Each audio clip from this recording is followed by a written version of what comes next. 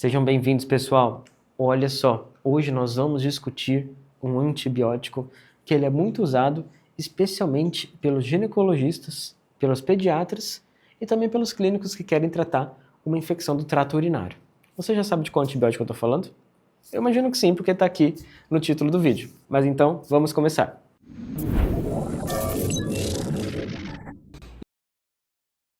Hoje nós vamos falar sobre a gentamicina.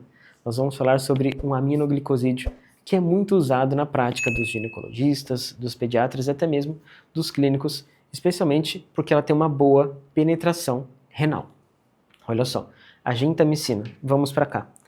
A gentamicina, como eu falei com vocês, é um antibiótico da classe dos aminoglicosídeos. Assim como, por exemplo, a amicacina, que eu já falei com vocês em um vídeo anterior. Quando a gente fala da gentamicina, a gente está falando de uma medicação que não tem formulação via oral. Não tem formulação via oral para gentamicina. Quando a gente fala de formulação endovenosa, tem diversas concentrações. Tem de 20 mg por ml, 40 mg por ml, tem de 2 mg por ml. Então, assim, tem uma formulação bastante ampla e realmente é adaptada para as necessidades de cada grupo terapêutico. Por exemplo, para os pacientes pediátricos vão precisar de doses menores. Pacientes talvez ginecológicos ou clínicos vão precisar de doses maiores. Quando a gente fala do uso da gentamicina, a gente fala sempre de dose por quilo, tá bom? Então é realmente uma medicação que eu não vou fechar com vocês, para essa doença 500 mg, 200 mg, a gente vai fazer sempre dose por quilo. Combinado, pessoal? Como que a gentamicina funciona? Ela é uma medicação da classe dos aminoglicosídeos e assim como outros aminoglicosídeos, ela vai funcionar inibindo a produção de proteínas pelos ribossomos bacterianos, especialmente aqueles da subunidade 30S. Ela vai quebrar essa subunidade 30S dos ribossomos e vai impedir a produção de proteína a partir dos ribossomos. Então, dessa forma, ela vai também ter um efeito bactericida. A bactéria não vai conseguir se manter sem proteínas. Então, ela vai ter um efeito bactericida que vai ser concentração dependente, tá bom? E também ela vai ter um efeito pós-antibiótico bastante prolongado. Quando a gente fala de um efeito pós-antibiótico bastante prolongado, quer dizer que depois, por exemplo, vamos imaginar uma linha do tempo aqui. Começando meia-noite e acabando lá meia-noite também, né? Acabando também meia-noite. Se eu faço aqui a medicação às 6 da manhã, ela vai ter um efeito pós-antibiótico, ou seja, depois que ela fez o pico de ação dela, ali ao redor das 8 da manhã, ela vai continuar fazendo um efeito legal, apesar de ter sido feito apenas uma vez. Isso vai permitir que eu faça aquele esquema chamado de dose única diária. Ou seja, eu vou conseguir fazer a gentamicina uma vez ao dia, mais uma observação em só os pacientes com função renal preservada, tá bom? Então a gente vai conseguir ter essa potência da gentamicina só em quem tem um rim funcionando muito bem. Contra quem a gentamicina atua? O espectro de ação. O espectro de ação da gentamicina, ele vai ser especialmente contra os bacilos gram-negativos, contra os BGNs. Se a gente fala de bacilo gram-negativo, então a gente está falando de enterobactérias. A gente está falando de muitas enterobactérias. A gente está falando de E. coli. Se a gente está falando de E. coli, a gente está falando de uma capacidade de tratar infecções urinárias. Se a gente também fala de E. coli, de outras enterobactérias, como a as Klebsiellas, né? Contra proteus, também vai ter uma boa capacidade contra infecção causada por proteus. Proteus também causa muito infecção urinárias. Vai ter uma ação contra pseudomonas.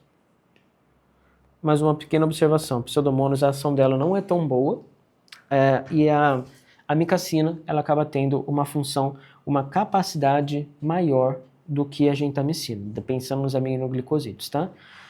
Então, para saber se realmente a pseudomonas vai ser sensível à ação da gentamicina, a gente vai precisar guiar por urocultura. Uma coisa legal da gentamicina, como eu falei com vocês, ela vai ter ação especialmente contra os bacilos gram-negativos, certo?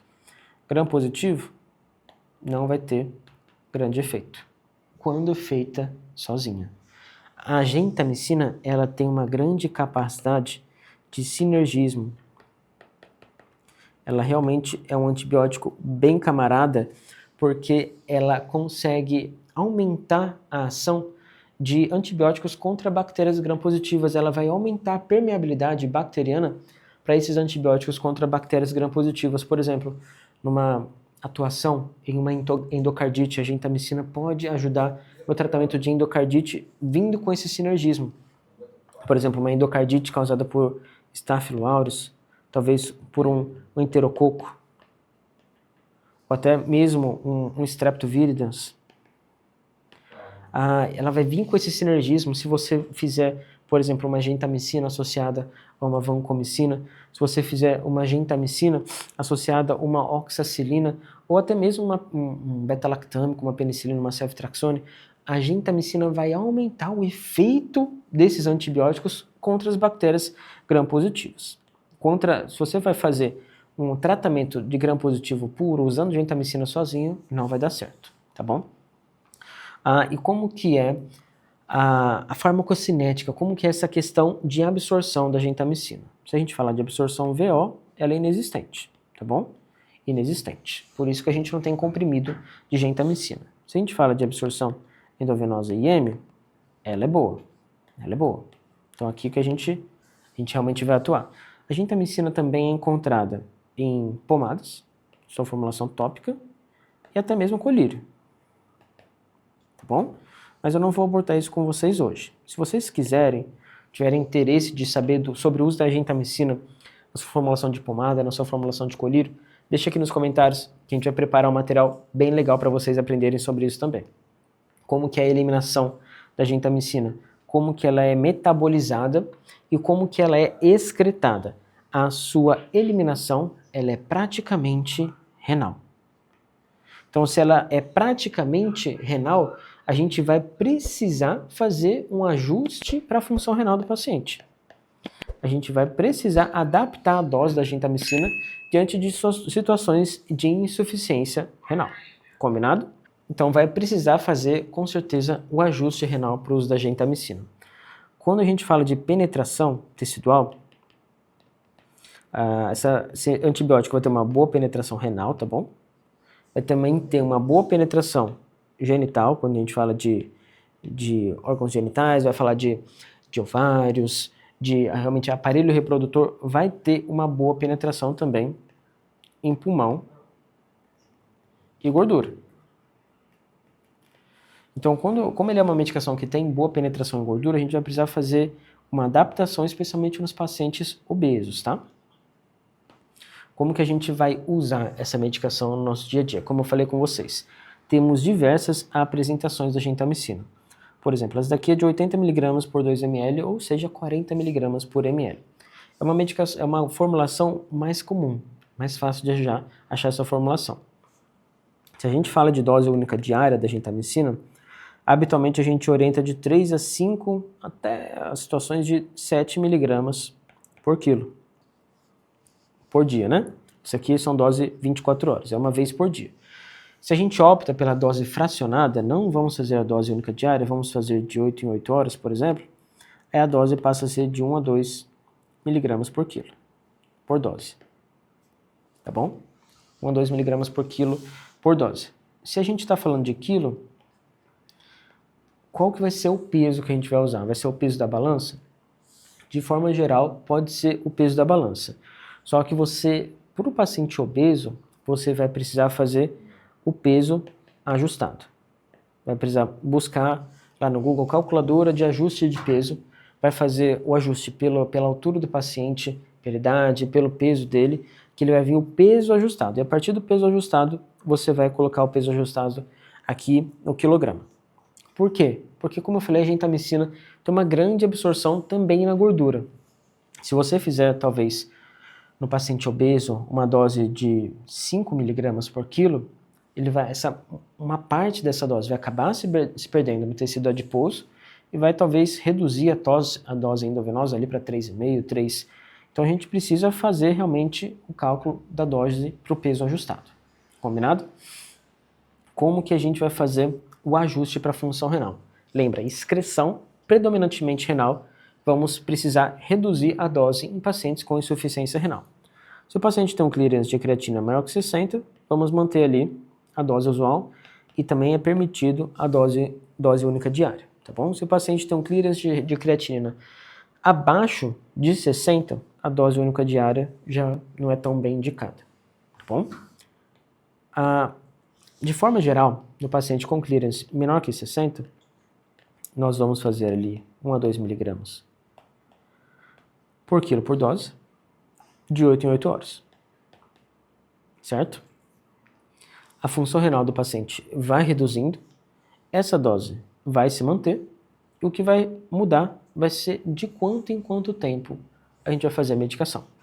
Por exemplo, se o paciente tem um clearance de creatinina entre 60 e 35, a gente vai mudar para de 12 em 12 horas. Se o paciente tem um clearance de creatinina de 34 a 24, a gente já vai fazer a cada 18 horas, por exemplo. Se o paciente tem um clearance ali até 16, a gente vai fazer a cada 24 horas. Se o paciente tem um clearance menor que 15, a cada 36 horas. E se o paciente tem um clearance de creatinina menor que 10, a gente vai fazer a cada 48 horas. Tá bom? Na paciente com hemodiálise, a gente vai manter isso e vai fazer uma dose extra pós-hemodiálise. Certo? Isso aqui não é para vocês decorarem. Isso aqui é um guia para você ter como orientação, mas se sua instituição tiver uma formulação, uma orientação específica, siga as orientações da sua instituição. Combinado? Como que a gente vai fazer no paciente que é hepatopata? No paciente hepatopata, no paciente com insuficiência hepática, essa medicação não vai precisar de ajuste. Não vai ser necessário nenhum tipo de ajuste. A excreção é predominantemente renal. Gestação, agora eu quero atenção na gestação. Essa medicação, ela é categoria D, ou seja, não pode fazer o uso na gestação. Isso aqui é um risco para a gestante, tá bom? Para a gestante e para o feto. Então, não pode ser feito na gestação, tá bom? Tem risco de ototoxicidade fetal. Vamos evitar. Na lactação, essa medicação também não é recomendada. Então, não vamos fazer uso na lactação. No idoso, qual que é o risco para o idoso? É especialmente o alto risco relacionado à questão renal. Fique atento à questão renal do idoso. Pode aumentar o risco de efeitos colaterais, especialmente a ototoxicidade, tá bom? Uma outra subpopulação, uma situação especial, pacientes que são grandes queimados, pacientes com ascite, pacientes com fibrose cística, pode ter o nível sérico da gentamicina afetado, mudado por conta dessas comorbidades, os grandes queimados inclusive. Então, o volume de líquido do paciente, ele está mudando, ele está alterado. Então, a gente vai precisar, talvez, se guiar até mesmo por uma dosagem sérica. Talvez precise fazer uma dose maior da gentamicina nesses pacientes, tá bom? Então, fique atenta a essas populações. Então, como que você vai preparar a gentamicina? Olha só, a gentamicina vai vir nesses frascos. Essa concentração de 80 mg por 2 ml é a mais comum. E você vai pegar a dose que você calcular, ali, por exemplo, de 3 mg por quilo por dia ou por dose, por dia no caso, né, de 3 mg. Você vai pegar esse resultado, talvez de 400 mg, por exemplo, e vai diluir em soro fisiológico, 100 ml. Você vai diluir em 100 ml e a infusão pode ser feita ali com segurança em 60 minutos. De 30 a 60 minutos, nunca pode ser feita em bolos, tá bom? Não pode ser feito em bolos porque tem risco de bloqueio neuromuscular e também aumenta muito o risco de efeitos colaterais. Então, nunca pode ser feita essa medicação em bolos. Ela pode ser feita também em IM, respeitando o volume máximo de infusão de cada grupo muscular, e tem que ser feito num grupo muscular profundo. Certo? Isso aqui vai permitir que você faça uso da gentamicina intramuscular. Quais são, então, os principais efeitos colaterais? do uso da gentamicina. Como eu falei já com vocês, a nefrotoxicidade.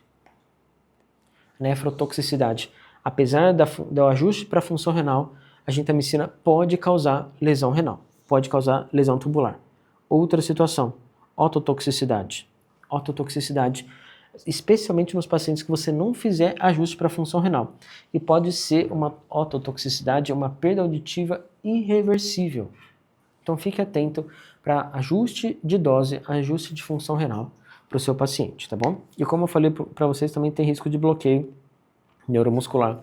É mais raro, tá? É mais raro, mas pode acontecer, tá bom? Então quando a gente fala de otoxicidade, pergunte para o seu paciente, está em uso de gentamicina, especialmente uso prolongado, talvez o paciente com endocardite, questione ativamente, não espere o paciente falar, questione ativamente, você está tendo tontura, está tendo zumbidos, notou que reduziu a sua capacidade auditiva, questione ativamente o seu paciente, tá bom? Como que a gente vai prescrever então essa medicação? Vamos pensar ali, talvez numa paciente com a pielonefrite, que a gente vai fazer esse uso da gentamicina guiado ali para o urocultura. Talvez uma paciente que tem uma produção de ESBL, por exemplo, a gente pode fazer uso de gentamicina se for guiado ali por urocultura, pensando no paciente de 70 quilos, por exemplo, com uma função renal normal. Então a gente pode fazer uso da gentamicina naquela dose única diária, de 5 mg por quilo, por exemplo. 5 mg por quilo por dia. Na sua dose de um paciente com 70 quilos, a gente iria fazer então 350 mg por dia. Certo? Olha só a ampola que a gente tem aqui. Uma ampola de 80 mg. Então se a gente fizer, vamos arredondar para 320, dividido por 80, a gente vai precisar de 4 ampolas, tá? Eu coloquei 320 aqui para facilitar o nosso cálculo. Eu sei que deu 350, mas a gente pode fazer entre 3 a 5 miligramas, tá? Então a gente vai fazer uma dosezinha um pouquinho menor. Então nesse caso a gente vai fazer diluir 4 frascos em 100 ml de soro fisiológico, 0,9%. Você pode colocar fazer em BIC em 1 hora. Em 1 hora, no mínimo, 1 hora, para a gente fazer com segurança para o nosso paciente. E assim você vai estar bem cobrindo a pielonefrite desse nosso paciente em questão, tá bom? Pessoal, agora você acabou de aprender sobre o uso da gentamicina, um antibiótico bastante poderoso que tem uma boa penetração renal, usado ali pela equipe da ginecologia, pela equipe da pediatria. Se você ainda não conhecia esse antibiótico, deixa aqui nos comentários outra medicação que você quer aprender aqui com a gente. Compartilha esse vídeo com seus colegas, deixa seu curtir aqui embaixo, se inscreve no nosso canal para você não perder mais nada do que a gente traz aqui para vocês. Até a próxima!